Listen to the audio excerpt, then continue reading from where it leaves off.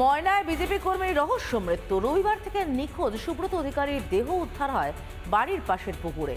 খুনের অভিযোগ পরিবার ও স্থানীয় বিজেপি নেতৃত্বের।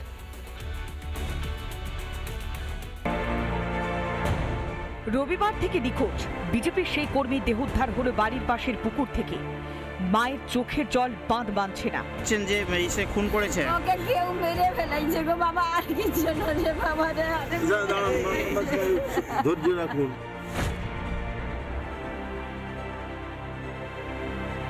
পূর্ব মেদিনীপুরের ময়না ব্লকের সুদামপুর গ্রামের বাসিন্দা সুব্রত অধিকারী ময়না 194 নম্বর বুথের বিজেপির কর্মী হিসেবেই পরিচিত। এলাকাবাসীর দাবি, রবিবার সন্ধ্যেতে বাড়ি থেকে বেরিয়ে আর ফেরেননি। নিখোঁজ ডায়েরিও করা হয় পরিবারের তরফে। 4 দিন নিখোঁজ থাকার পর এদিন সুব্রতর দেহ উদ্ধার করা হয় বাড়ির পাশের পুকুর থেকে। খুনের অভিযোগ দায়ের করেছে পরিবার এবং স্থানীয় বিজেপি নেতৃত্ব। আর মুখে ব্লাড বেরোচ্ছে, মানে রক্তাক্ত অবস্থায় উদ্ধার হয়েছে। শরীরে কোনো পছন্দ ধরেনি সেখানে। আচ্ছা, তাহলে আমার মনে ওকে প্ল্যানিং ভাবে ও মার্ডার করে গতকাল রাতে ওখানে ফিকে চলে গেছে।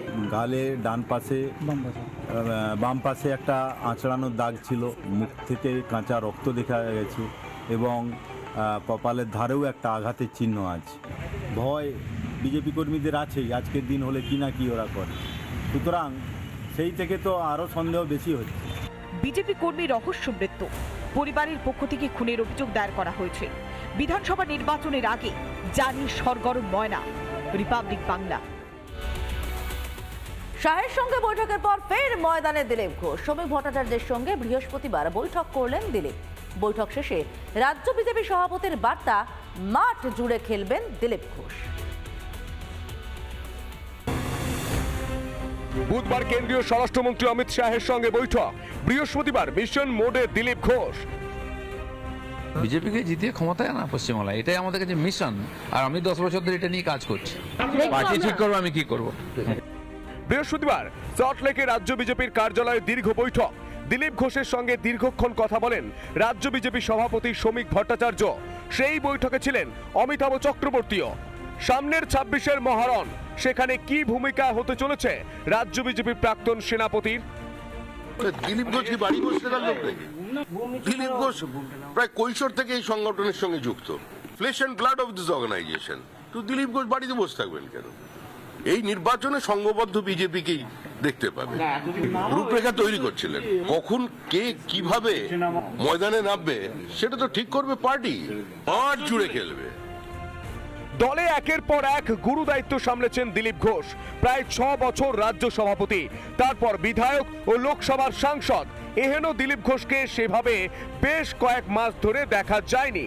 এবার মাঠে নেমেই বুঝিয়ে দিলেন, অমিত শাহের বেঁধে দেওয়ার টার্গেট ছোঁয়া মুশকিল নয়। লক্ষ্যমাত্রা সবসময় বড়ই থাকে, আর তবে কি আমরা বেশি পরিশ্রম করি, আর সেটাই হবে এবারে। প্রায় 8 মাসের দূরত্ব, সেই দূরত্ব ঘোচার ইঙ্গিত মেলে বুধবারই।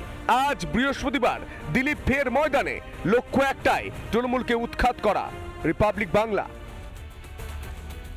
বারুইপুরে ভুয়ো পাসপোর্ট সহ গ্রেফতার 2 খাস মল্লিকে। ভাড়া বাড়ি থেকে গ্রেফতার মেহবুব মোল্লা ও প্রীতম বসু। ধৃতদের কাছ থেকে পাওয়া গিয়েছে একাধিক পাসপোর্টগুলির নদিয়া, ওড়িশা ও বিহারের ঠিকানা। পুলিশের অনুমান, বিদেশে চাকরি দেওয়ার নাম করে পাসপোর্ট নিত ধৃতরা, তারপর সেই পাসপোর্ট আটকে রেখে টাকা তুলত।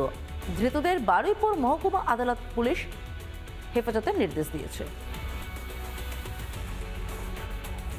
আপনি কতজনকে বাড়ি ভাড়া দিয়েছেন? আমি একজনকে বাড়ি ভাড়া দিয়েছিলাম, নাম হচ্ছে মেহবুব। ওদের বাড়ি হচ্ছে ঝিঙ্কিহাট, ওখানেই বাড়ি। কি বলে বাড়ি ভাড়া দিয়েছেন? আমরা ব্যাংকে লোন কালেকশনের কাজ করি। আমি এই বিষয়ে জানতাম না, আমি জানি ওখানে ভাড়া দিয়েছি যে ও লোন কালেকশনের কাজ করে, এইটুকু আমি জানতাম। ডকুমেন্টস নিয়ে আমি ভাড়া দিয়েছি। আমি ওই পাসপোর্টের বিষয়ে জানতাম না টোটালি। আমি যখনই জানতে পেরেছি তখনই আমি পুলিশকে ইনফর্ম করেছি। আশপাশের লোকেদের আনাগোনা থাকতো না না, তাহলে কিছু থাকতো না। মানে এই যে ছেলেটা ভাড়া থাকতো, আপনাদের সঙ্গে কথাবার্তা বলতো না, মানে আপনাদের কাছে পাসপোর্ট করে দেবো কম পয়সায়? ও রাত্রিরে এসে রাত্রি চাবি খুলে শুয়ে গেছে। আচ্ছা, বুঝলে, আর কখন কি আসে না আসে না আমার খবর আছে।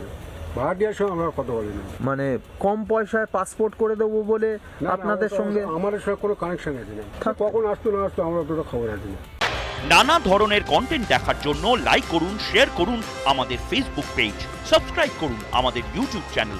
পাশাপাশি অন্যান্য ব্রেকিং নিউজের জন্য অবশ্যই চোখ রাখুন রিপাবলিক বাংলায়।